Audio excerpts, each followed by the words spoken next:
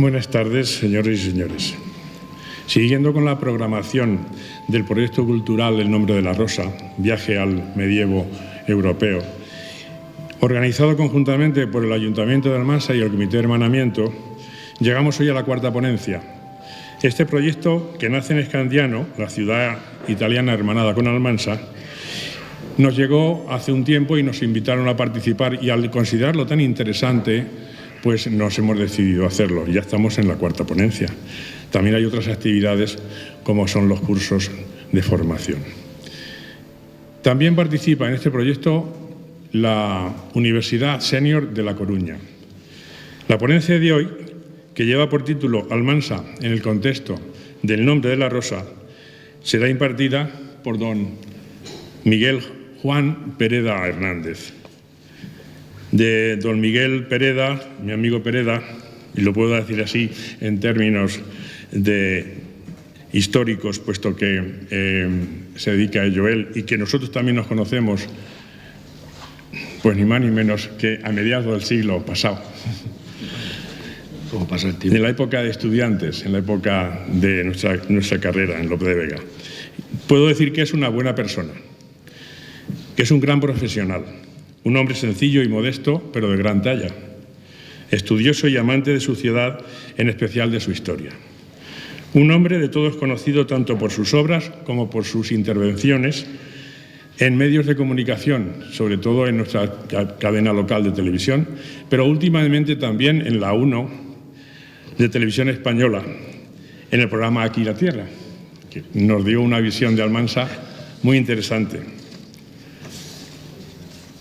Miguel Juan Pereda es maestro.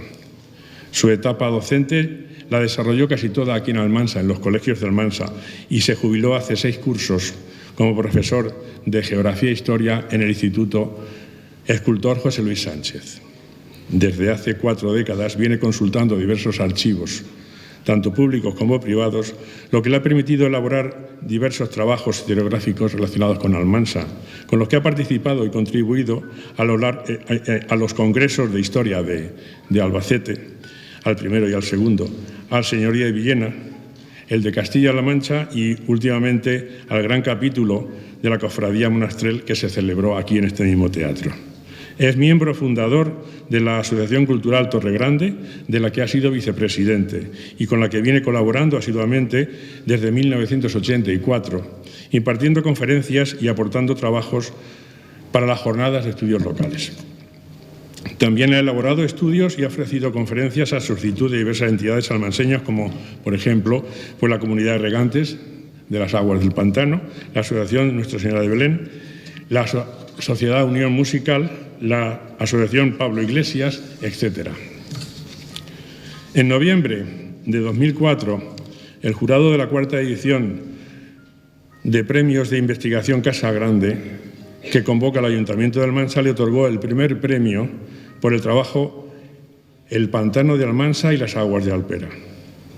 En diciembre de 2005, desde entonces es miembro de número del Instituto de Estudios Albacetenses Don Juan Manuel, de la Diputación Provincial de Albacete.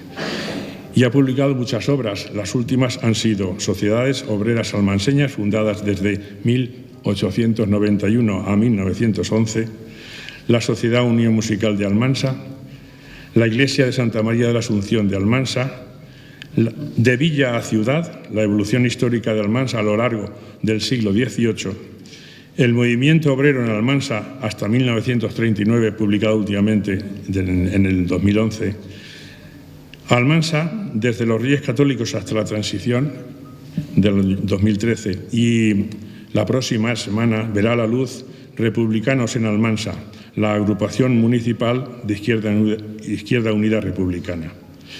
Y como colofón y en reconocimiento a sus méritos, el 22 de noviembre de 2014, el Ayuntamiento de Almansa le nombró a título honorífico como cronista oficial de la ciudad.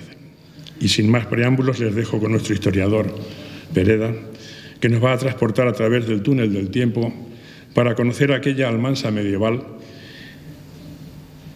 cómo vivían entonces en este pueblo nuestros antepasados. Muchas gracias.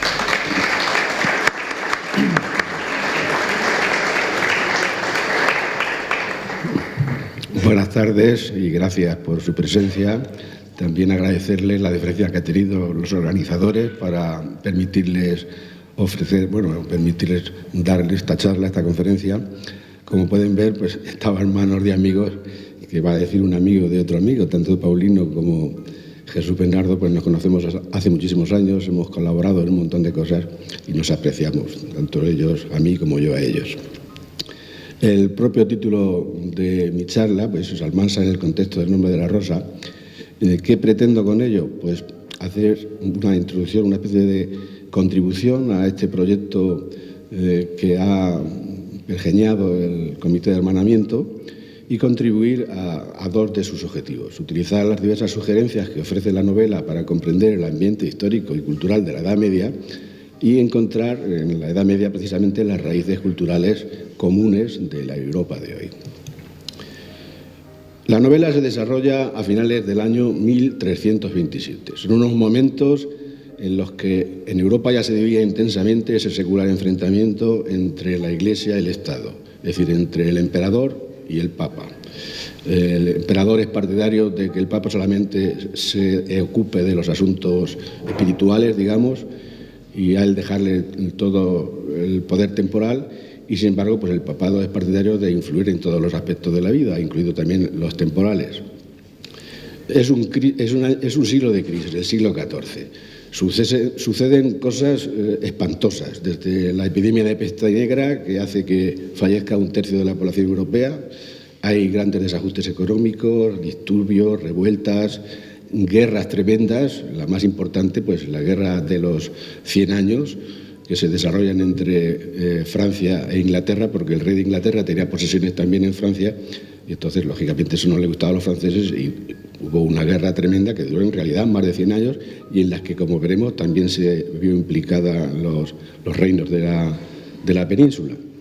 Y también problemas religiosos, como por ejemplo el traslado de la sede papal a Aviñón y el cisma de Occidente, es decir, que llegó a haber dos papas, uno en Roma y otro en Aviñón, y los países europeos, pues unos obedecían al Papa de Aviñón y otros obedecían al Papa de Roma.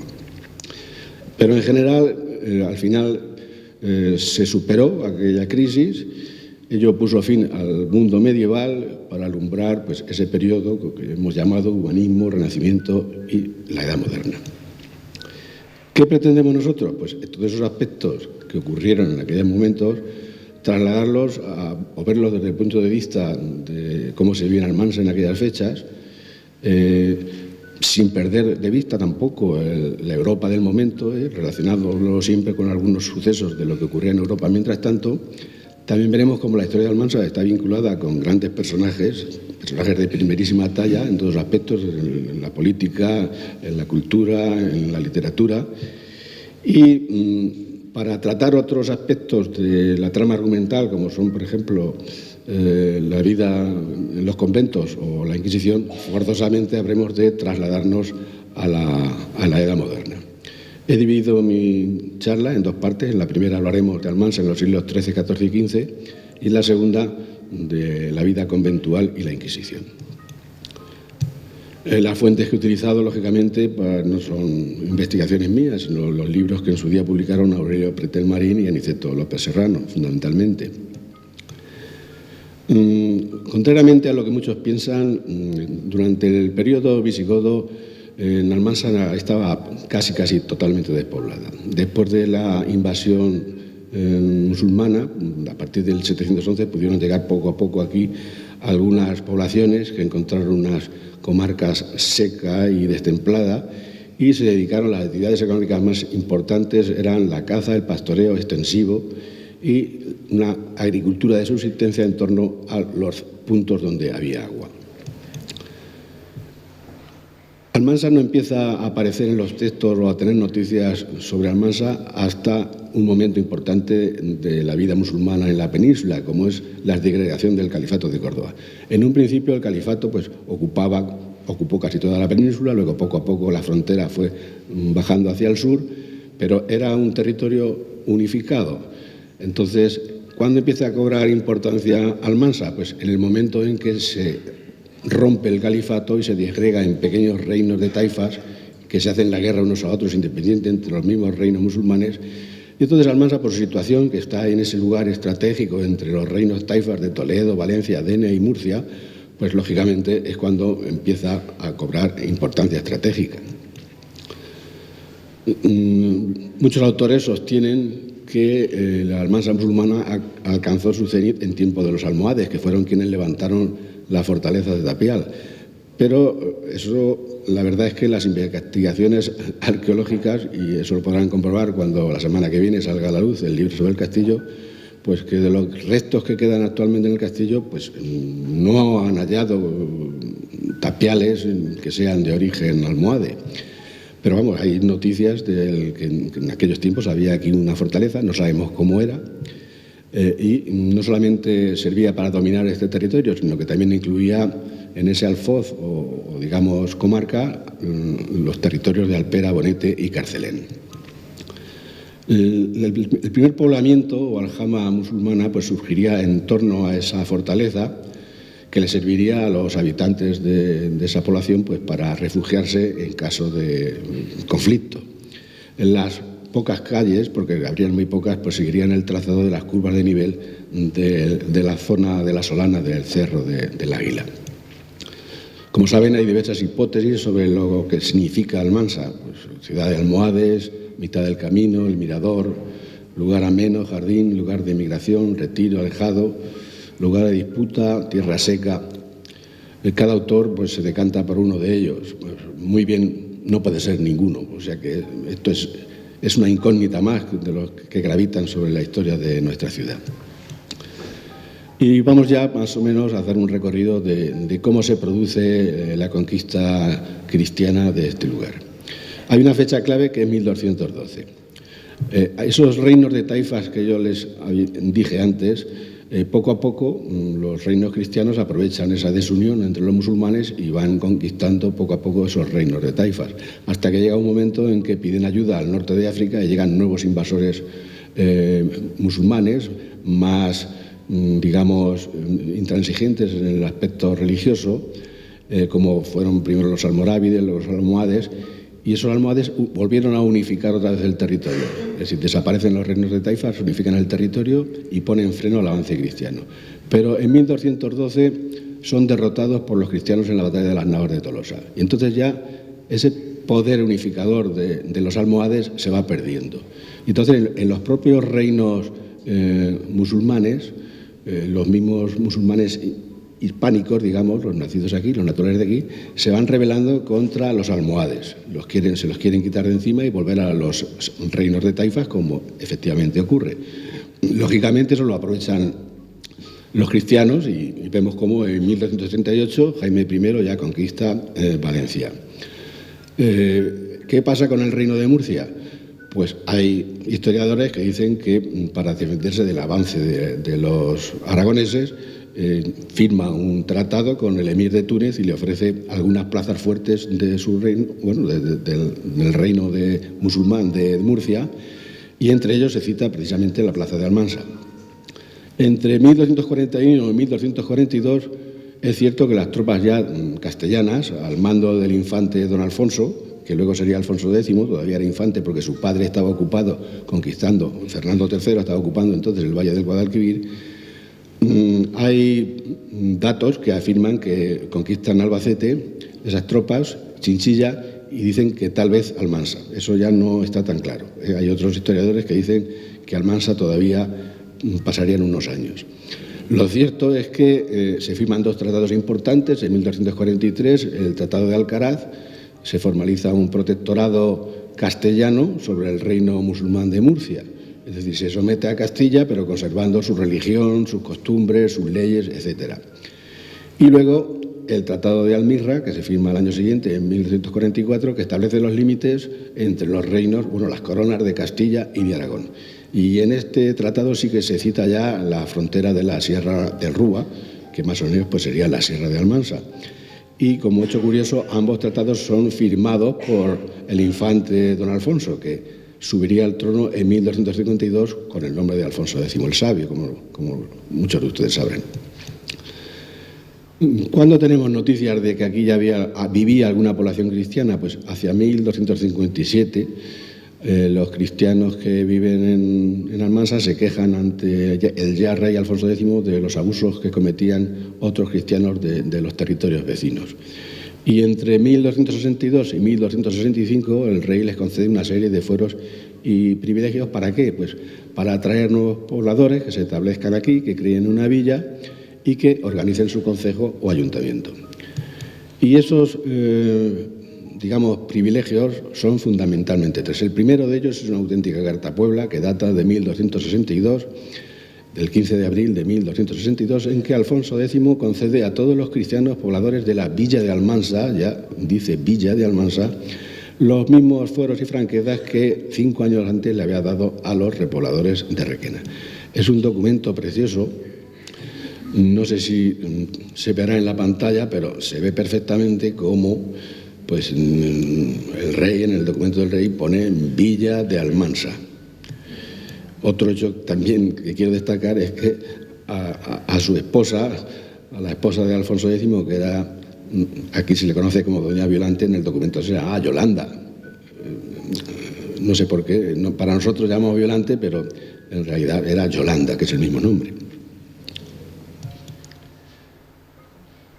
Continuamos y vemos cómo 2 años después, en 1264, se dan 2 nuevos privilegios. En el primero se concede el fuero de Cuenca y 2 territorios, lo que hoy es Torregrande y la zona del Hondo.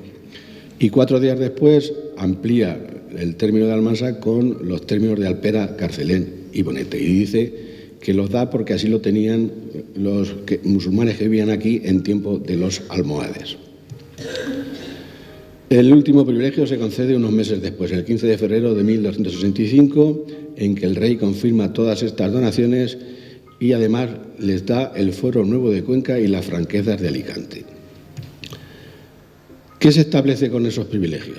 Pues se forma una villa de ganaderos guerreros. La actividad más importante en aquellos momentos era la ganadería. Había que traer pobladores de otros lugares. Esos primeros cristianos que vienen aquí, lógicamente no habían nacido aquí y habría que darle alguna golosina, digamos, entre comillas, para que viniesen a establecerse aquí. Se les reparten tierras, se les da exención de impuestos, pero a condición de que mantengan la vecindad durante bastante tiempo, entre 10 y 5 años. Pasado ese tiempo podrían vender sus propiedades a otros cristianos, pero no a las órdenes religiosas. Eso se establece en esos fueros. ¿Cuál era la condición para mantener la vecindad? Pues había que tener casa en la villa, como morada de la mujer y los hijos, y residir en ella un mínimo de 7 meses al año. Todos los años esos vecinos tendrían que hacer una racia o expedición militar al servicio del rey para conquistar otros territorios o defenderlo en caso de ataque también. Y todas aquellas personas con suficientes posibles, es decir, con suficiente capacidad económica para mantener armas y caballos, tendrían la consideración de caballeros. O sea, que no piense nadie que aquí vinieron caballeros de alta alcurnia, sino que caballeros era aquel que tenía dinero para mantener una montura y sus armas. Estos caballeros villanos podrían, lógicamente no habían nacido aquí, podrían ir a visitar a sus familiares de otros lugares, a condición de que dejasen una montura aquí para, en caso de tener que utilizarla, la montase otro. También se les concede franquicia en la frontera. Podrían pasar determinadas mercancías sin pagar determinados impuestos. Lógicamente hay una discriminación respecto a la población mudéjar. Los mudéjares son los musulmanes que se quedan viviendo después de la conquista cristiana. Y en caso de que hubiese pendencias de mudéjares o judíos con cristianos, siempre actuaría un juez cristiano. Como normalmente se daban enfrentamientos entre la guarnición del castillo y lo que era la villa, pues el alcaide del castillo nombraba un mediador para, en caso de conflictos, que mediasen el asunto. Y durante los primeros tiempos, esas ordenanzas, esas franquezas, decían que los cargos municipales o de concejo deberían ser designados por el merino, que era el hombre de confianza del rey. Tenemos ya datos que confirman que ya, por lo menos se cita al concejo de Almansa en 1267.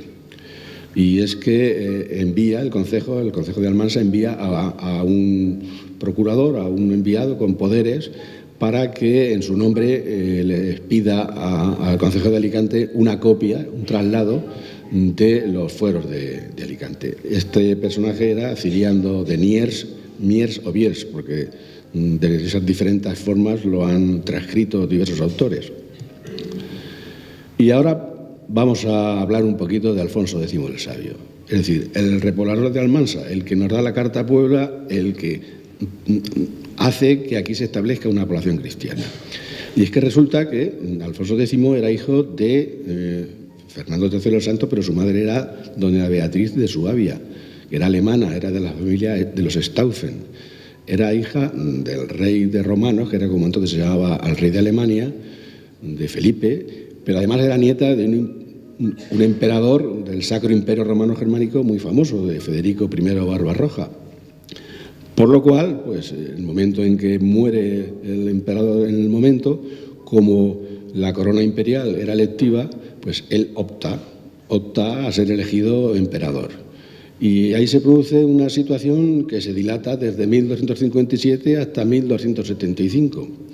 El Sacro Imperio Romano Germánico, tienen aquí el mapa, era más o menos lo que hoy es Alemania, más otros territorios, llegaba incluso pues, hasta parte de Italia, muy cerca de donde ahora está Escandiano, pues estaría más o menos en el límite. Procedía, lógicamente, de aquel imperio, del Sacro Imperio fundado por Carlomagno en el año 800, pero Francia ya se había dividido y demás, y solamente quedaba lo que era Alemania. O sea que el rey de romanos era, como si dijésemos, el rey de Alemania, que no era un cargo que se transmitiese por herencia, sino que cuando moría uno se juntaban los electores, que eran 7, y entre ellos elegían al que ellos querían. Lógicamente ahí influía mucho la cuestión económica, los sobornos y demás. Y entonces aquí se produce un hecho curioso, y es que don Alfonso, repito, el repoblador de Almansa, llega a ser elegido rey de romanos, es decir, de Alemania, el 1 de abril de 1257 por el partido gibelino. Los gibelinos eran los partidarios del emperador, es decir, los que decían que el Papa tenía que reducirse simplemente a mandar en los asuntos espirituales y todo lo demás dejarlo en manos del emperador. Pero resulta que unos meses antes ya habían elegido a otro, a Ricardo de Cornualles, que era hermano del rey Enrique III de Inglaterra, hijo de ese famoso rey que tanto sacan los ingleses y norteamericanos en las películas, de Juan Sin Tierra, de la Carta Magna, sobrino, por tanto, también de Ricardo Corazón de León.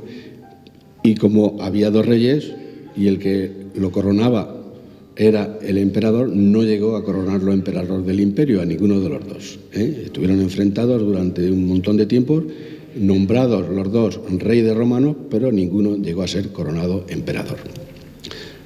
El propio don Alfonso se tituló rey de romanos y emperador electo. Ello no gustó mucho a sus súbditos. De hecho, la nobleza estaba en contra, porque decía que lo que el rey pretendía era derogar sus privilegios y gobernar como un monarca absoluto. El clero pues estaba también en su contra porque pertenecía al partido de los gibelinos, es decir, los partidarios del emperador que estaban en contra del Papa. No es que estuviesen en contra del Papa, en contra de que el Papa mandase también en asuntos temporales. Mientras que las ciudades pues temían que todas estas cuestiones pues les supusiesen nuevos impuestos y perjudicase a sus intereses económicos. En mayo de 1275, fue cuando acabó el asunto, el propio Alfonso X se entrevista con el Papa en una localidad francesa, en Beaucaire, y el Papa astutamente le ofrece ayuda económica para luchar contra unos nuevos invasores norteafricanos, que eran los benimerines. Había habido una nueva invasión. Por cierto, mientras Alfonso X va a entrevistarse con el Papa, su hijo sale a luchar contra los benimerines y muere en Ciudad Real. Y al final, pues Alfonso lo que hace es, a cambio de una ayuda económica para luchar contra estos nuevos invasores, renunciar a sus derechos imperiales. Con Alfonso X también pasa un hecho muy curioso, que nosotros lo conocemos por el sabio, pero en su tiempo muchos le llamaban el estrellero, sobre todo el clero y la nobleza, porque consideraba que la astrología y la magia eran campos científicos también.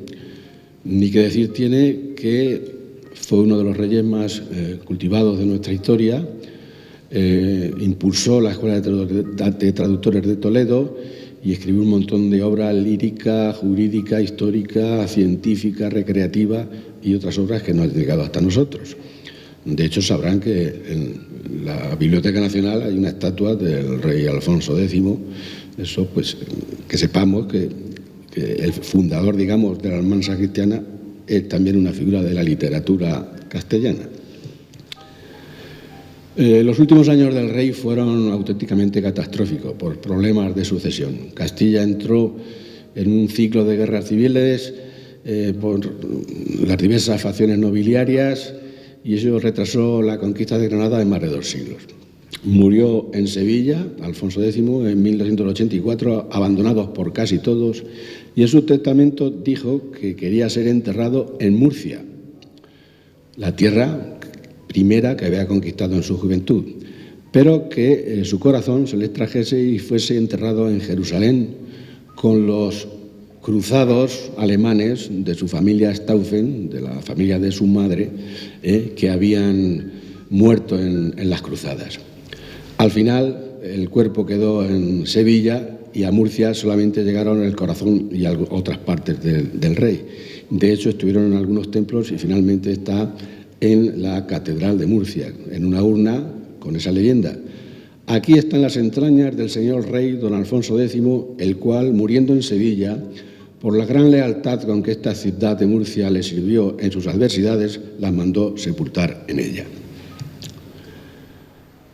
Vamos a ver qué era este Almansa mientras tanto. Pues precisamente al año siguiente de renunciar al imperio, en 1276, Alfonso X la cede a su hermano pequeño, el infante don Manuel. Almansa deja de ser tierra, digamos, de la corona para pasar a ser tierra de señorío. Pertenece a un señor feudal, a don Manuel, el hermano pequeño del rey, que además era poseedor de un gran territorio que incluía no solamente Almansa, sino también Villena, As, Elda y Elche. Lógicamente, si era hermano de Alfonso, era hijo también de Fernando III y su madre era la ya citada doña Beatriz de Suabia, que era nieta no solamente por parte paterna de Federico I Barbarroja, del Sacro Imperio Romano Germánico, sino también por parte materna era nieta de un emperador bizantino, de Isaac II Ángelo, emperador del imperio, lo que en su día fue el Imperio Romano de Oriente. O sea que era nieta de 2 emperadores. Se dice, nosotros vemos todas las leyendas que nos hacen en las películas norteamericanas y demás, y desconocemos nuestras leyendas, que son, pues, para mí, pues igual o más interesantes.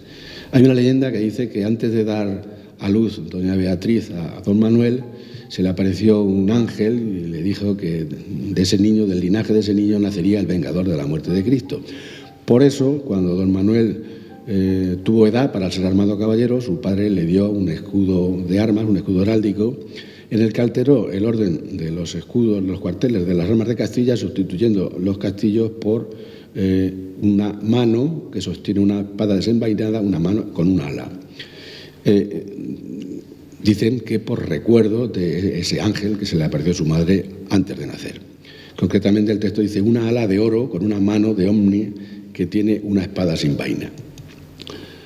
Aquí lo vemos perfectamente como el escudo de Castilla y León, que estarían ya unidos, porque antes estaban separados, se unían, se volvían a separar, pero a partir de Fernando III el Santo ya están unidos, y el escudo era de Castilla y León. Vemos cómo el castillo es sustituido por el símbolo, por el emblema de don Manuel. El hijo de don Manuel, don Juan Manuel, explicó el significado en otra de las obras que escribió, que la espada simbolizaba la fortaleza de la justicia y la mano la sabiduría y la firmeza, mientras que el ala pues simbolizaba el sueño del ángel de doña Beatriz y también el linaje de los emperadores de la que era nieta.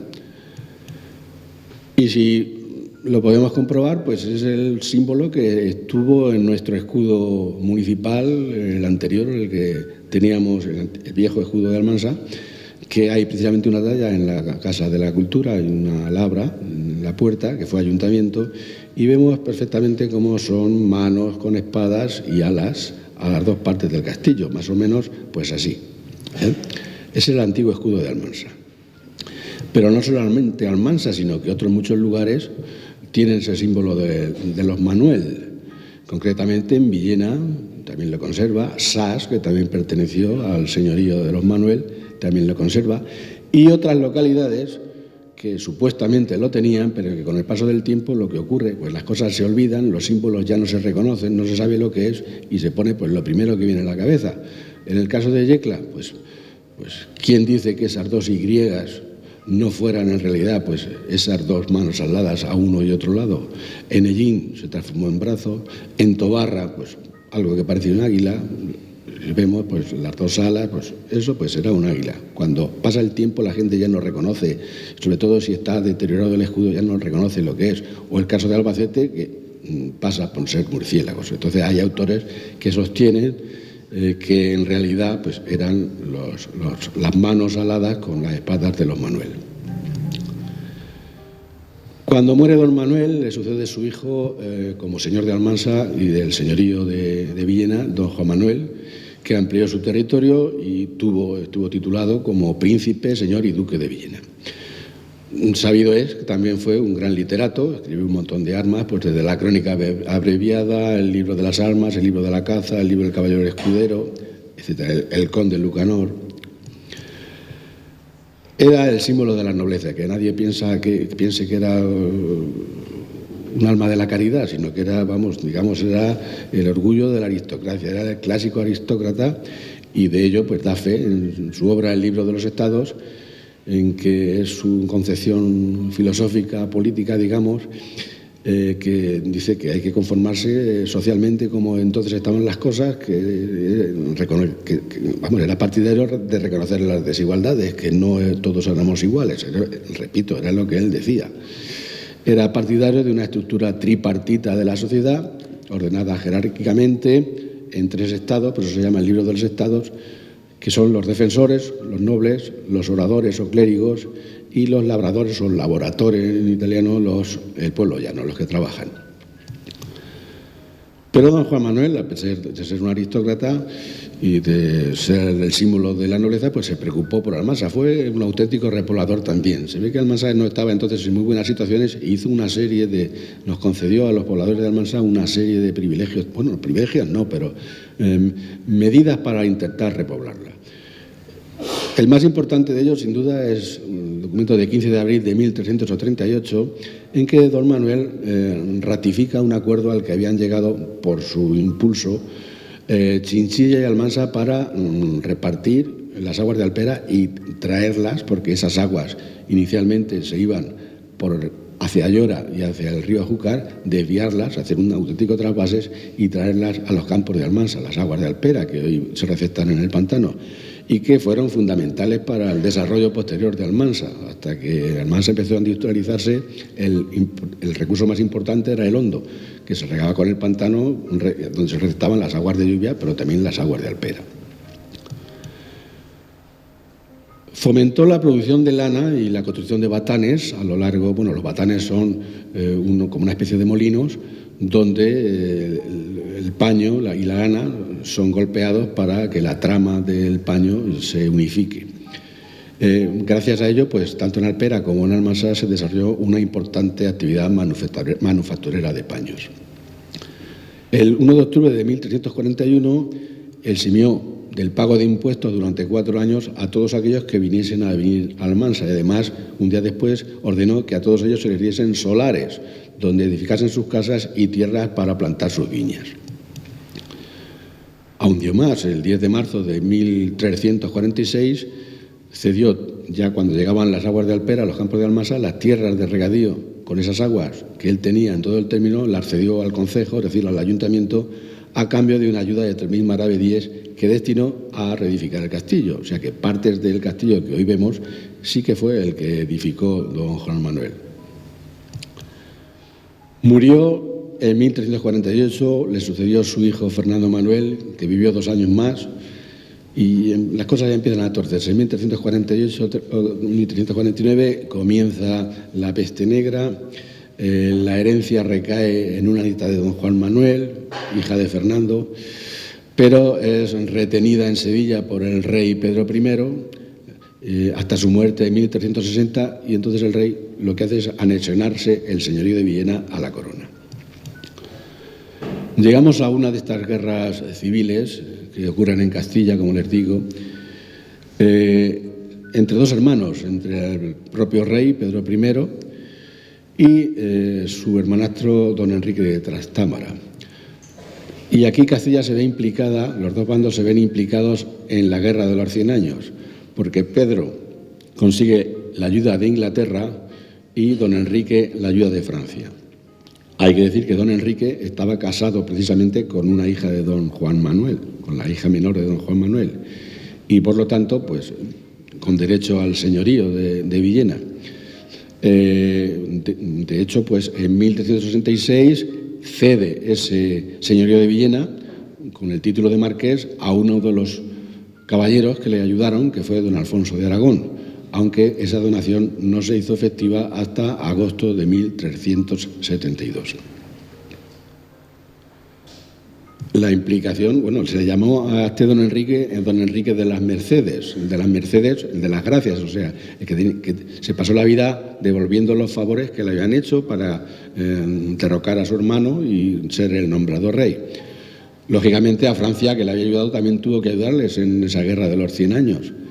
Y concretamente sabemos que en 1372 ya mandó una armada, es decir, una flota castellana a La Rochelle, en Francia, que está más o menos relativamente cerca de Saint-Médard, para defenderla de un ataque inglés, y derrotaron a los ingleses. Esa armada castellana derrotó a los ingleses en La Rochelle en 1372. Pero es que luego volvió a enviar otra flota en 1374 y 1380, y concretamente saquearon todo como ven ahí en la fotografía, todo el sur de Inglaterra, cerca también de Leamington, y llegaron a entrar en el río Artemisa, como llamaban los castellanos, que es el Támesis en realidad, hasta muy cerca de Londres, en donde dice el texto: las galeras enemigas nunca jamás entraron. Pone galeas, es que entonces a las galeras, que es un barco de guerra, se le llamaba galeas. Como vemos, las relaciones entre tanto Castilla como Francia y Inglaterra, pues eran todo cuestión de guerras y de calamidades. Vamos a hablar de don Alfonso de Aragón. Era aragonés, era nieto del rey Jaime I de Aragón y primo hermano de Pedro IV el Ceremonioso, reyes de Aragón, como les digo. Y ostentó otros títulos: el conde de Denia, conde de Ribagorza y el duque de Gandía. También fue condestable de Castilla, o sea que tenía intereses a ambas partes de la frontera, tanto en la corona de Aragón como en la corona de Castilla. Pues por eso que no le extraña a nadie que casi considerara Almansa, que está entre los dos lugares, pues como su lugar preferido. De hecho, hemos de decir que se trajo consigo a personas de su interés que se instalaron aquí en Almansa. Por ejemplo, la familia de los Ayerbe o de los Pina vinieron con don Alfonso de Aragón. Incluso, pues aquí en Almansa se celebraron varias juntas de los procuradores, de los enviados de todas las villas, lugares y ciudades del Marquesado de Villena. Concretamente, en abril de 1380 se elaboraron unas ordenanzas para regular la actividad económica, y favoreció a Almansa. Por ejemplo, se formaron en todo el Marquesado 4 almojarifazgos, que era el lugar donde se pagaban los impuestos, una agencia tributaria, digamos, de ahora. Y de las 4, una estaba en Almansa, otra en Villena, en Chinchilla y en Ellín. Puertos secos, es decir, aduanas, donde todos los viajeros tenían que declarar lo que llevaban y pagar los impuestos correspondientes: el de Almansa, Yecla, Chinchilla y Ellín. Y establece que en el Marquesado se celebren 3 ferias: la de Almansa, la de Villena y la de Chinchilla. Y además regula el precio que tenían que tener cada mercancía, etcétera, etcétera, etcétera. Se llega a formar otra junta en marzo de 1386, también precisamente aquí en Almansa, y es en la iglesia de San Juan para nombrar heredero a su nieto, para nombrar heredero de Marqués de Villena a su nieto don Enrique de Aragón.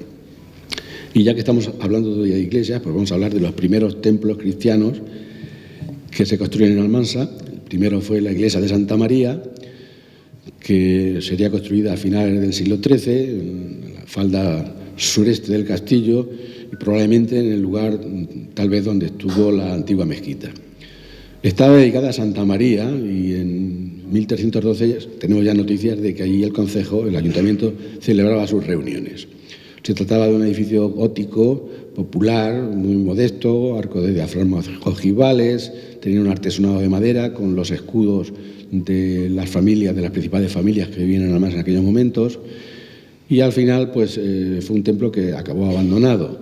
En 1785 acabó como lugar de enterramiento y a partir de 1811 hasta 1834 funcionó como cementerio. Tenemos algunas representaciones, por ejemplo, aquí lo vemos, esto es Almansa de 1563, vemos cómo está aquí al pie del castillo la iglesia vieja de Santa María. Este es el cuadro de la batalla de Almansa, que también la vemos aquí con el número 143. Y este es un cuadro de un pintor italiano que vemos como ya, este es de 1820, vemos cómo ya simplemente estaban las tapias porque funcionaba como cementerio. Dentro había una serie de nichos y funcionó durante mucho tiempo ya sin torre ni nada, simplemente las tapias como cementerio. ¿Dónde estaría más o menos? Pues en las inmediaciones de la calle del Castillo, ese muro que todavía pues aún es posible observar. Habría que hacer excavaciones ahí para ver si queda algún resto. Otro templo importante era la ermita de San Antón, construida a finales del siglo XIV, principios del XV, parecida a la que les he mencionado anteriormente, y estaba situada en el extremo occidental del Hondo, en una zona que entonces se llamaba la Capellanía de los Santos, que fue fundada en 1419 por el párroco Juan García de Otazo, que también fundó el hospital. Y como hecho curioso, decir que las investigaciones de Simón, pues de José Simón, encontró restos de cerámica, una vasija con una imprimación de una mano de Fátima, este símbolo que ven aquí, que era como una especie de protector contra el mal de ojo, para que el contenido de esa vasija pues no se echase a perder por el mal de ojo. Como digo, eso lo ha datado Simón en el siglo XIV, es una obra mudéjar.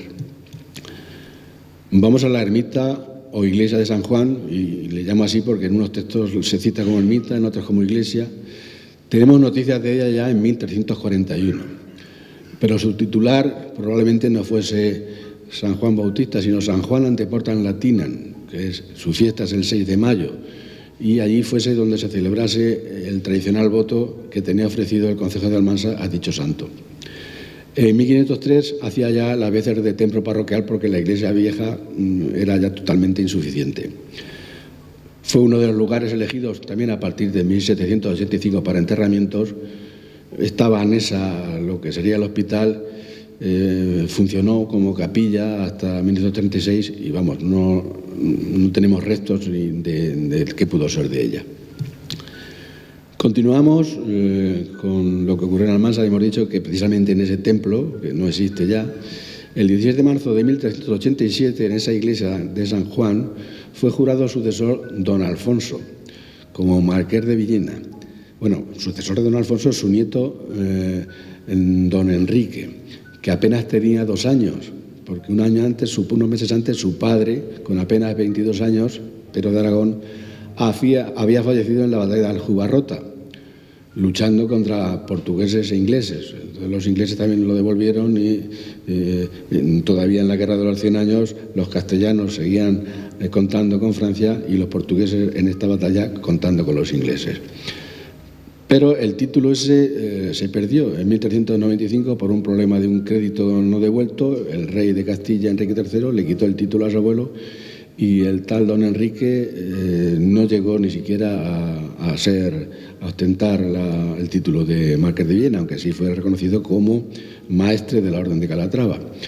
Fue un hombre que se dedicó más que a la guerra y demás al estudio, un hombre muy cultivado, leyó mucho, se dedicó a la literatura, cultivó la medicina, la teología, la astronomía. Bueno, de hecho, le llaman don Enrique el Nigromante. Murió en la miseria, a pesar de que era sobrino del rey de Castilla, Enrique III, que fue el que incluso se encargó de su sepelio, de su entierro, ordenó que escrutasen todos sus escritos y quemasen varios de ellos. Tiene muchísimas obras y traducciones, como ven, tanto de Cicerón como de Dante y de Virgilio. De sus obras las más importantes son los 12 trabajos de Hércules, en las que amplía esa graduación social que don Juan Manuel dejaba solamente en 3. Este llega hasta 12 categorías, pero de una manera, fíjense, las 12 categorías que dice: el príncipe, el prelado, el caballero, el religioso, un ciudadano, mercader, labrador, menestral, maestro, discípulo, solitario y mujer. Su obra más importante es El arte cisoria. Es un tratado gastronómico, alegórico y didáctico sobre las formas de cortar y presentar la comida en la mesa. Algo que, por lo menos a mi entender, pues debían aprovechar los restaurantes locales, pues para decir, pues si al autor de esa obra lo juraron heredero del marquesado de Villena en esta población. De hecho, lo importante, ya lo que quiero oír, es que la obra del tanto don Enrique, que está relacionado, como vemos, también con Almansa, pues está situada en los preámbulos del humanismo y el renacimiento europeo. Y de eso pues dan cuenta grandes autores de su época, porque don Íñigo López de Mendoza, el Marqués de Santillana, le llama el mayor sabio de los mundos presentes. Y le compara con Virgilio, con Salustio, con Cicerón, y llora porque parte de su obra fue mandada a quemar por su tío el rey. Y también Juan de Mena pues expresa su admiración por él y lamenta la quema de sus libros y califica también su obra de tesoro.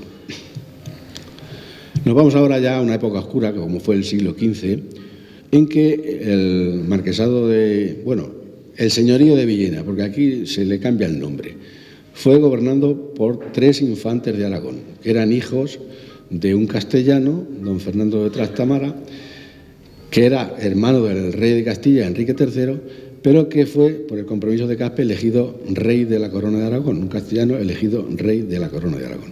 Pues sus hijos, que habían nacido en Castilla, y algunos de ellos herederos, pues tenían pretensiones también sobre el señorío de Villena.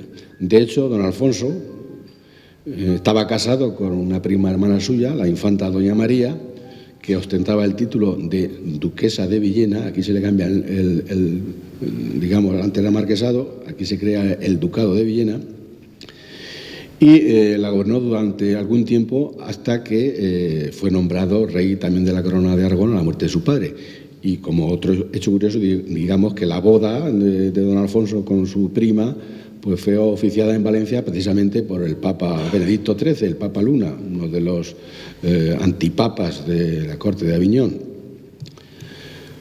Luego gobernó el marquesado también como el ducado de Villena, don Enrique, que estaba también casado con otra prima hermana, doña Catalina.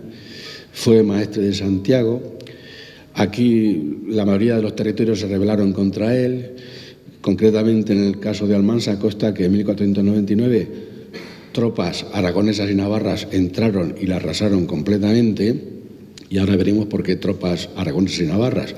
Pues porque también optaba a ostentar o a gobernar el territorio otro hermano, otro de los infantes, don Juan, que además era rey consorte de Navarra desde 1425.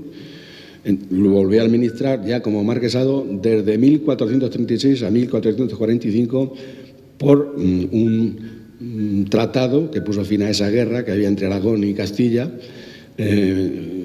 por el cual se estipuló el matrimonio de la hija de Juan I con el heredero de Castilla.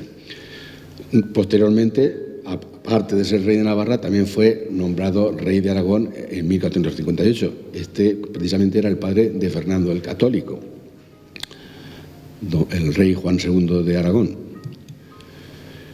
Los infantes de Aragón era la crème de aquellos momentos, era el símbolo de la aristocracia de su tiempo. Incluso Jorge Manrique les llega a dedicar una de sus coplas, la copla 16. Y el marqués de Santillana les hace una severa crítica sobre la comedieta de Ponza. Y aquí nos vamos a Italia, porque resulta que ¿qué era eso de Ponza? Pues fue una batalla naval que tuvo lugar el 5 de agosto de 1453 entre una flota genovesa, es una isla, Ponza está aquí enfrente de Nápoles, y otra aragonesa que estaban comandadas precisamente por los tres hermanos, por los infantes de Aragón, que perdieron, fueron hechos prisioneros, trasladados hasta Milán y allí negociaron y fueron puestos en libertad. ¿Y por qué se luchaba en esa guerra? Pues por la conquista de Nápoles, que culminó en 1443. Los aragoneses conquistaron Nápoles, Alfonso V, ese que había sido señor de Almansa también, asumió el título del rey de las dos Sicilias y estableció en Nápoles su corte, que fue una de las más refinadas del Renacimiento en aquella época. Ya no volvió a la península, se quedó viviendo allí en Nápoles. Y concretamente, como muchos de ustedes sabrán, que han visitado Nápoles, a esto le llaman la Torre de los Catalanes, que la mandó construir el tal don Alfonso V de Aragón. En 1445 vemos cómo Almansa él es entregada a un caballero de origen portugués, Alonso Tellez Girón, de quien le hereda su hijo don Juan Pacheco, que es nombrado marqués de Villena ese mismo año. De don Juan Pacheco pasa en 1468 a su hijo don Diego López Pacheco. Estos no tuvieron buena fama aquí en Almansa, los documentos hablan muy mal de él. Dicen que no pensaban nada más que en subir los impuestos y llevarse lo máximo que podían, e incluso no eran ya como los que les he dicho, que tenían intereses en Aragón y consideraban a Almansa como entre los dos territorios y la favorecían. Esto era al revés, esto primaban sobre todo a los vecinos de Chinchilla y la mayoría de las rentas locales las pusieron en manos de vecinos de Chinchilla. Llegamos así a 1474, en que fallece el rey de Castilla, Enrique IV, es proclamada reina de Castilla y León, su hermanastra, doña Isabel, que estaba casada con don Fernando, con el que les he dicho antes que era hijo de Juan II de Aragón. Pero resulta que los reyes mandan una carta a todos para que se les unan, para que alcen pendones por ellos, pero el marqués de Villena, don Diego López Pacheco, se muestra favorable a la hija del monarca fallecido, a doña Juana, que todos conocían como la Beltraneja. Se produce así una guerra civil más en Castilla que afectó concretamente a Almansa. Esto es concretamente la carta en la que los reyes ordenan que todas las villas de las ciudades, los oficiales, escuderos, hombres buenos de la villa de Villena y de todas las otras villas y lugares del marquesado de Villena y del marqués don Diego López Pacheco, mi rebelde y desleal, o sea que él no les sigue, pero en Almansa se da el hecho curioso de que la población, lo que es la villa, la población y el concejo, se declaran partidarios de los reyes católicos y sin embargo la fortaleza, la guarnición del castillo y su alcaide siguen fieles al marqués de Villena. Se produce así el lógico enfrentamiento. El concejo pide ayuda a Gaspar Fabra, que era el capitán que nombran los reyes católicos. Viene Gaspar Fabra, le hacen firmar concretamente este documento, como vemos aquí en la villa de Almansa, 20 días del mes de octubre del año, de septiembre del año del nacimiento de nuestro Señor, de 1476 años, y aquí pues se le dan una serie de normas para que Gaspar Fabra la firma. ¿Qué es lo que ocurre? Pues que cuando van a tomar el castillo, según cuentan las crónicas, los hombres apostados resultan que estaban muertos, que se había declarado una epidemia de peste y el único que permanecía vivo era el alcaide Gonzalo de Llín. Lo cierto es que a partir de ese momento Almansa queda primeramente de una manera no oficial reincorporada a la corona y luego posteriormente ya legalmente incorporada a la corona. Los reyes católicos, bueno, no tenían el título todavía de reyes católicos, don Fernando y doña Isabel confirman los privilegios de Almansa dos veces. Primero en abril de 1476, cuando se alzan armas contra el marqués, y luego en agosto de 1484. Y con ellos pues llegan nuevas élites, como por ejemplo las familias de los Tárraga y los Navarra. Actividades económicas. Con la monarquía de los reyes católicos las cosas empiezan a cambiar y Almansa resulta bastante favorecida. ¿De qué se vivía entonces? En un principio el principal recurso continuaba siendo la ganadería, principalmente ganados menudos, es decir, ovejas y cabras, de los que se aprovechaba la lana, la carne, las pieles. Pero a partir de 1487 Almansa había ganado población y se necesitaban nuevas tierras, es decir, tierras que antes se dedicaban a pastos eran necesarias roturarlas para tener cereales. Y entonces se dan una serie de ordenanzas para evitar que los ganados entren en esas tierras. Para que nos demos cuenta de la importancia de la ganadería, hay un dato del año 1536 en que consta que en Almansa había 60.000 cabezas de ganado entre ovejas y cabras. De la agricultura, los más importantes eran los cereales y la vid. También había unas pequeñas manufacturas, aprovechando esas materias primas, pues la lana, los paños, tejas, también hay lugares donde se fabrica tejas, sobre todo carros y aperos, se dedican a Almansa, en aquellos era una potencia en la fabricación de carros y aperos de labranza, y también se hacían curtidos con toda ese ganado que se sacrificaba. Y también tenía importancia el comercio gracias al puerto seco, es decir, una aduana en la que había que pagar por todas las mercancías que se transportaban de la Corona de Aragón a la Corona de Castilla. Los almanseños tenían el privilegio de ser francos y no pagar determinados impuestos y, lógicamente, pues a la hora de transitar productos de un lugar a otro eran favorecidos. Y también, pues, por supuesto, por el mercado negro, el contrabando. Había gente que se conocía en los senderos por los que no había vigilancia y transportaban mercancías que no eran tan legales, como por ejemplo pues grano o plata, moneda. Y nos vamos ya a la segunda parte. Necesariamente nos tenemos que ir a la edad moderna, puesto que en Almansa durante la Edad Media no había conventos y no disponemos de datos sobre la Inquisición, que son dos de los temas que se tratan en la novela, por eso lo vamos a referir. Del primer templo que hablamos, lógicamente, de la Iglesia Mayor de Santa María, lo que conocemos por la Asunción, que comienza a ser edificada en 1524 y entra en servicio en 1545. No nos vamos a detener, sufre grandes transformaciones. Si la vieran ahora los que empezaron a edificarla, no la reconocerían en absoluto. Podríamos dar detalles de los artífices, de lo que construyó cada uno. Un hecho curioso. Disponemos de una descripción de Almansa del año 1532 que realizaron precisamente unos monjes de la Orden del Císter, que fue una gran orden reformadora francesa, que estos monjes salieron de la abadía de Claraval, que era la abadía principal de la orden, en noviembre de 1531 para visitar los conventos cistercienses de la península. Empiezan por Cataluña, siguen luego por el Reino de Valencia.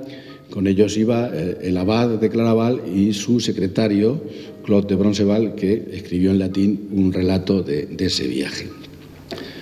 Concretamente, tras visitar el monasterio de Valdigna, de Tabernes de Valdigna, viajan, llegan a Mogente, duermen en Mogente y se encaminan hacia Almansa. Y la descripción que nos hacen, pues seguro que les recuerda muchísimas cosas. Es como si dijéramos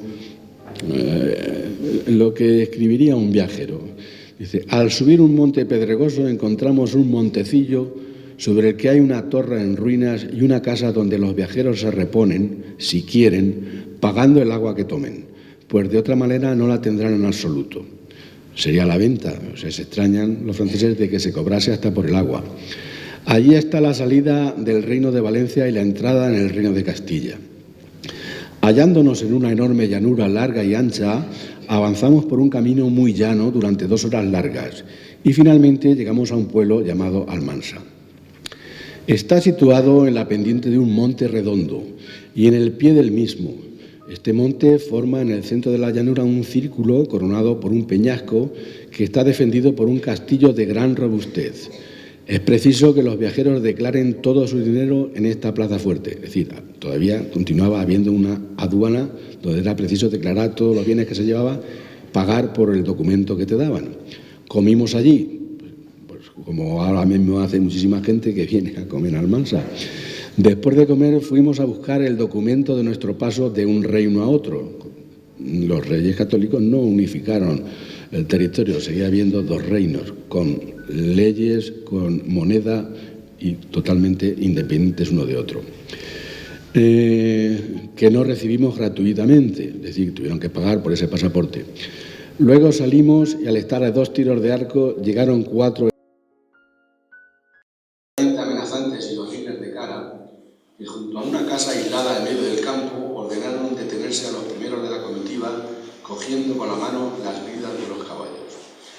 Y al acercarse Monseñor preguntaron de nuevo sobre el dinero, pero al presentarles el documento obtenido les hizo callar, o sea, eran vigilantes que vigilaban a los viajeros a ver si llevaban la documentación del pasaporte, digamos. Monseñor, antes de marcharse completamente de vacío, les dio vino y pasamos libremente. Y ahora vamos a ver por qué no, en la Edad Media no había frailes en Almansa, no había monjes ni frailes. Y es que precisamente ya dijimos que en los privilegios y fueros los propietarios almanseños no podían, estaba prohibido vender propiedades a las órdenes religiosas. Pero es que incluso había ordenanzas del ayuntamiento, del concejo, que prohibía la estancia de frailes y monjas en la villa durante más de 3 días y solo podían venir para predicar y en tiempos de Cuaresma. El primer convento que aparece en Almansa es fundado en 1563 en torno a la ermita de Santiago. Para que nos demos una idea, la ermita de Santiago estaba donde actualmente, este es el cuadro de la Batalla de Almansa, vemos las perspectivas, esto sería San Blas, la iglesia de la Asunción, el castillo, pues este era Santiago, la ermita de Santiago, aquí donde se tuvieron la primera fundación los franciscanos, sería al principio del camino de los santos médicos. En un principio esa regla de los franciscanos menores descalzos era muy severa, no se podía pedir nada más que pan, los frailes tenían que andar descalzos y con un sayal muy tosco, de color gris, por cierto, o marrón, como posteriormente se acordaría. Los frailes que estuviesen sanos dormirían sobre una tabla, un corcho, y tapados con un pellejo, y los conventos deberían ser de piedra basta, no de piedra de cantería, y con madera sin labrar a cepillo. Precisamente en esas instalaciones que eran muy austeras, luego los textos que hablan de ellas dicen que los pasillos eran tan estrechos que cuando cruzaban 2 frailes se tenían que apartar uno porque no había manera y que hacía un frío tremendo en aquella zona. En ese convento de Santiago el Viejo, hacia 1576 residió Fray Pascual Bailón, que fue canonizado en 90, elegido patrón y protector de Almansa en el 93, y su fiesta, que se celebra hoy es 17 de mayo, San Pascual Bailón, fue declarada fiesta de precepto aquí en Almansa. El traslado a las nuevas instalaciones actuales pues se empezó a hacer hacia 1646, hubo muchísimos esfuerzos porque había intereses enfrentados entre unos y otros. Al final se consiguió la nueva iglesia y sus dependencias se construyeron entre 1660 y 1665. En cuanto al número de frailes, datos de 1591 refiere al 17, en el convento viejo. Y luego ya en 1655, en el nuevo, pues moraban 31, en 1787, 45, y poco a poco hay que decir que esas reglas tan austeras iniciales, pues poco a poco se fueron suavizando. El convento fue clausurado en 1836, el gobierno ordenó la disolución de todas las órdenes religiosas y desamortizaron, es decir, vendido de pública subasta. El propio convento, en su libro de fundación, tiene una serie de documentos interesantes. No todos podían ser franciscanos, había una serie de oficios viles que llamaban ellos, y todos los que tuviesen ese oficio no podrían vestir el hábito franciscano. ¿Y cuáles eran esos oficios que ellos llamaban viles? Pues los de mesonero, bodegonero, carnicero, pregonero, verdugo, alcahuete, comerciante y otros, no, comediante y otros semejantes. Posteriormente ya salían a pedir limosna, no solamente pan, sino que se permitía pedir otras viandas, otras formas de... Porque en un principio tanto los frailes del convento viejo como del nuevo tenían un pequeño huerto en el que se cultivaban lo que necesitaban para comer, pero también se les permitía salir a pedir en la guardianía del territorio, hablando de ese guardián que en el caso de Almansa incluía todas las casas de labor y la villa de Almansa, la Ortega, Lorete y Guerrero. Por ahí por donde iban a pedir los frailes. ¿Y qué pedían? Pan, huevos, tocino, hilaza, cera, corderos, lana, queso, trigo, paja, miel, cáñamo, cañamón, mosto, vino, fruta, berzas, uva, bellotas, panizo y nabos. Pero aparte de eso, también hacía provisiones con los donativos que recibían de gente matada del pueblo, que les daba dinero, pues tenían dinero suficiente para comprar los abastecimientos para el año. Y aquí disponemos de un documento interesantísimo, que lógicamente no podemos hablar de él porque no tenemos tiempo, pero es un tratado económico de cómo, dónde, cuándo se tenía que comprar cada producto para que resultase mejor y más barato y cómo se debía conservar.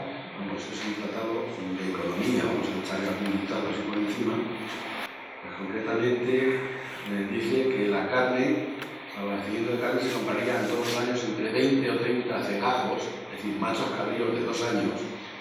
No sé cuánto de los capritos se dejaban que tuviesen bastante edad, o entre 30 y 40 borregos que tendrían que ser capados a los 2 años, o también 40 abejas de desecho.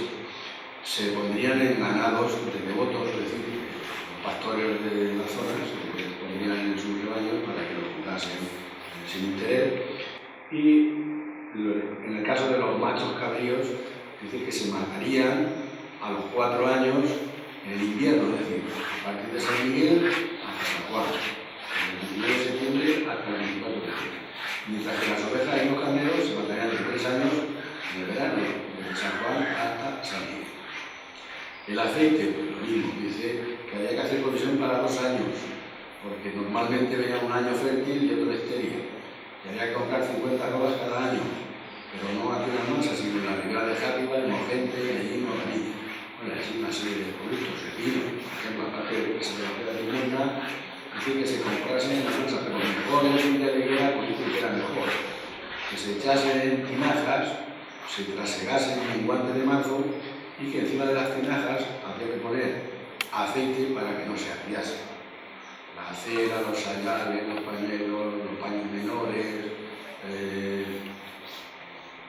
el lienzo, las sandalias, lo que ya iban calzados, el queso, el agua, los pellejos, tocino, dice que criarían un cerdo allí en el convento, el esparto, la miel, el pimentón, como era en Murcia, los pimientos en Tecla, las zanahorias en Villena. Dice que se echarían en vinagre para todo el año, tápanas o alcaparras en Murcia, también para hacer ensaladas en invierno, se guardarían en vinagre, aceitunas, tanto verdes como negras, el arroz, también se dice que se compraría arroz, dice, a ser posible rojo, es decir, arroz integral, que dice que era más barato, para luego hacerlo blanco, garbanzos, que dice que se comprase en el Val de Gallinera, que es una población de Alicante, porque los de Orihuela y Murcia dice que eran de mala calidad, habas secas, judías, etc. O sea que es un tratado económico de dónde y cómo y cuándo, en qué fecha, comprar cada producto para que se conservase mejor y costase menos. El abadejo o bacalao, el atún, dice que se comprase por medio del guardián del convento de Orito, que está en Monforte. Este proyecto conocía gente en Alicante y lo compraba en las propias embarcaciones para no pagar, estaban libres de impuestos, no en el puerto, sino en las embarcaciones. Lo mismo que ocurría con otras especies, como el azúcar, la almendra y demás, también se encargaba al guardián del convento de Orito. Como les digo, un documento curiosísimo. Hay sucesos, pues,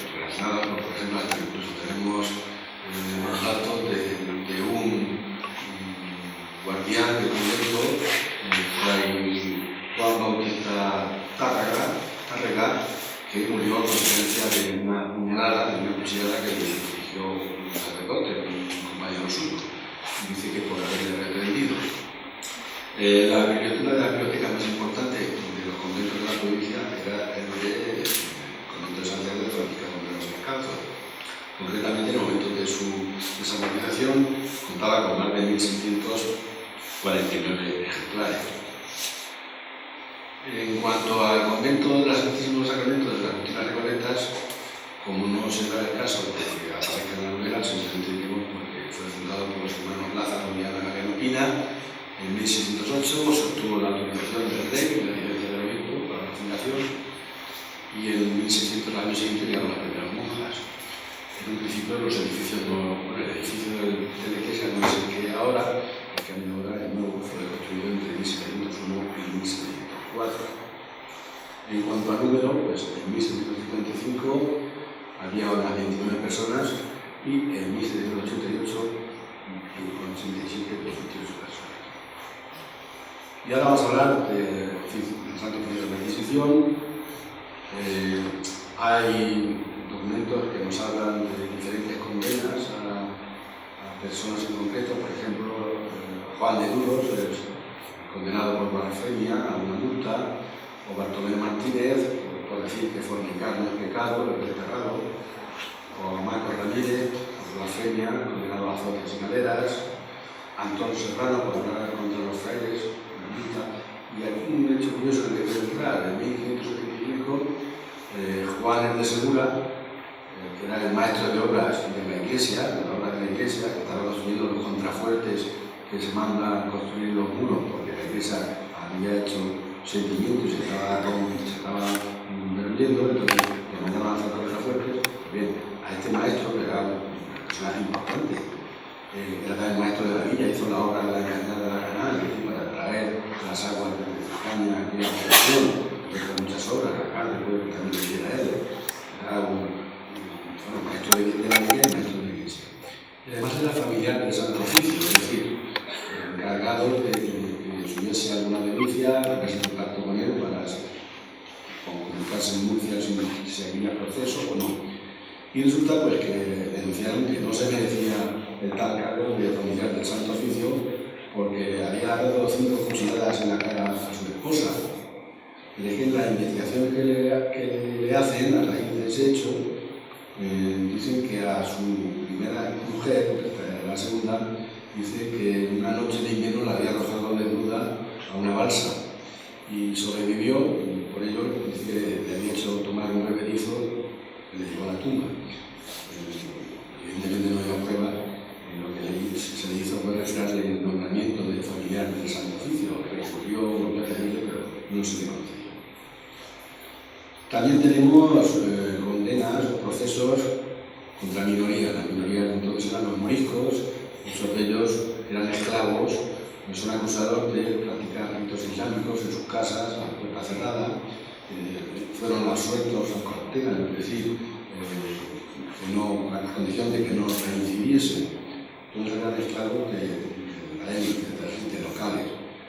Y en 1757 vimos cómo se procesa a otro morisco, Luis Borrico Gato, por afirmar que Dios no había hecho bien las cosas porque había permitido que no fuesen moros, otros cristianos y otros judíos, cuando todos deberían ser de la misma religión. Este fue acusado a azotes y reclusión.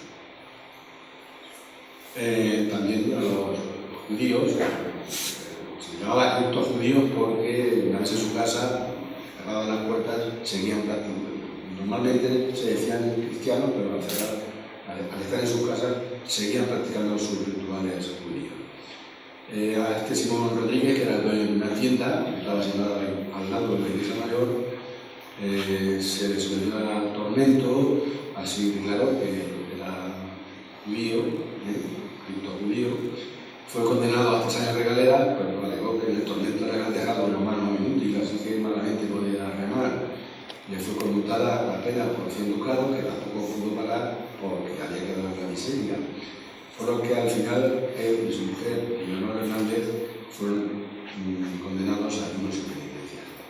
En 1620 se condena a Manuel Fernández Menda y su esposa Mencía Hernández, que eran portugueses, que avecindados en Almansa, también por criptojudaísmo y de estar en contacto con otros grupos similares de Villena y Urrieta. Estos fueron condenados a la confiscación de bienes y cárcel perpetua. También hay procesos contra religiosos. Concretamente, en 1616, Fray Gregorio López, un franciscano de 39 años, es procesado no solo por abrazar y besar a sus feligresas, sino también por desnudarlas y azotarlas hasta hacerles sangrar.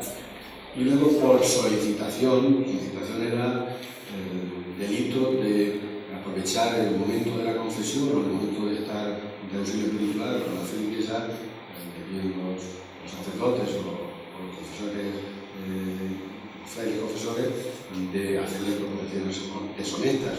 Y de hecho pues, fueron procesados y condenados varios entre 1665 y 1794.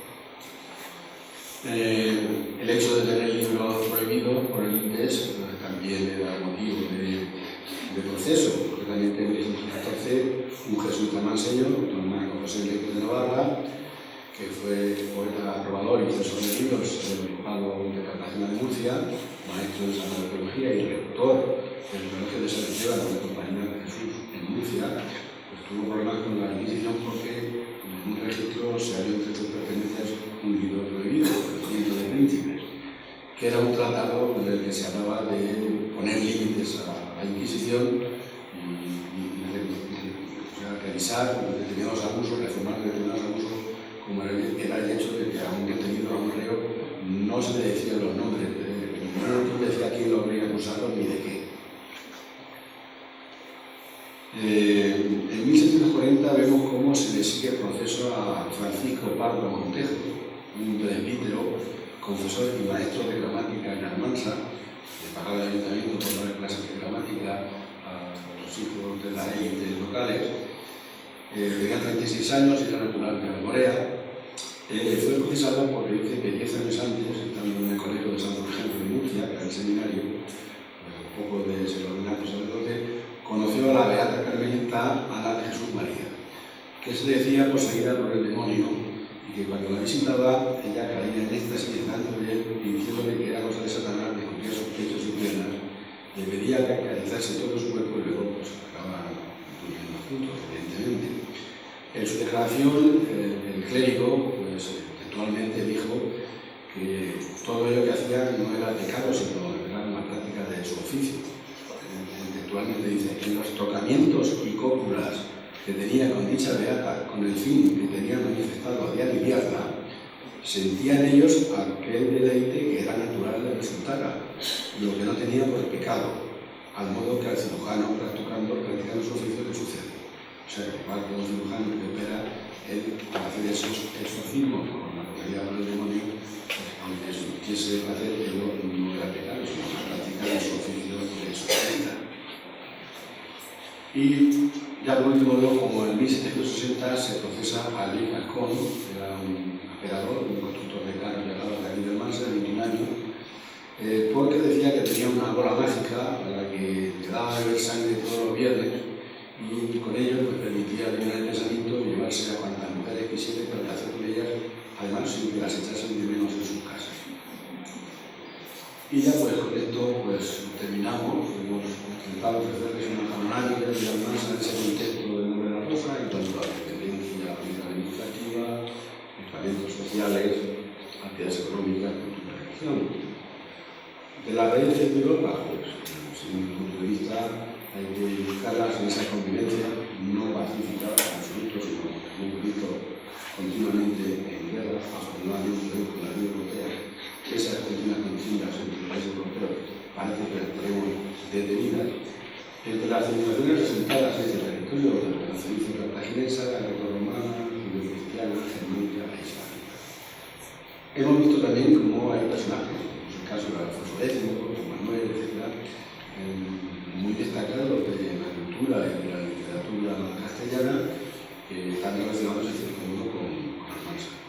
Y hemos asistido a situaciones, a pesar de que muchos se escandalicen o piensen esas novelas, esos argumentos de las películas, porque eso es imposible que pase en la realidad, pero os aseguro que nada es tan real como la vida misma. Y ya, pues para terminar, simplemente decirles que muchos de ustedes lo sabrán. Creo que los organizadores han hecho una visita en el que aparece este logotipo, el símbolo, como sabe, L'Oréal Lumen salió de portada de la novela del nombre de la cosa. Y no sé si algunos saben lo que es el laberinto que sería aquí.